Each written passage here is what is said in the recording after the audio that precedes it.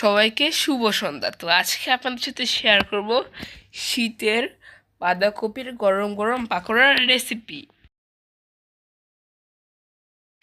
এখন আমু বাঁধাকপিগুলো ভালো করে কুচিয়ে ধুয়ে নিয়েছে। এরপর এখন এর মধ্যে অ্যাড করবে পরিমাণ মতো গাজর কুচি।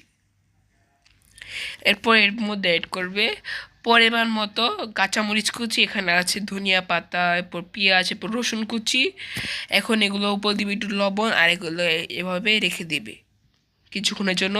আর এর উপর দিয়ে দিয়েছে পরিমাণ মতো স্বাদ অনুযায়ী জিরা গুঁড়ো, এরপর দিয়েছে মরিচ গুঁড়ো, এরপর দিয়েছে হলুদ গুঁড়ো,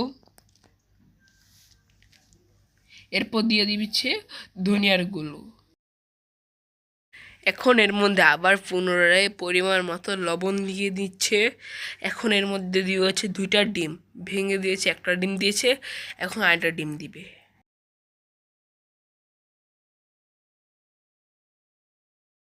এখন হচ্ছে পরিমাণ মতো ভেষণ দিয়েছে। এখন দিবে হচ্ছে ময়দা, আর এখন এটা হচ্ছে ভালো করে মিক্স করে নিবে।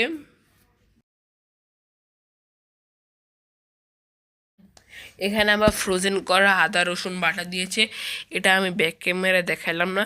তো যাই হোক, এখন হচ্ছে ভালো করে আবার হচ্ছে এটা মিক্স করে নিবে যতক্ষণ যাবত ব্যাটারটা এরকম না হয়। যতক্ষণ যে সময় ব্যাটারটা এরকম হয়ে আসবে তখন হচ্ছে পাকোড়ার ব্যাটারটা হয়ে গিয়েছে।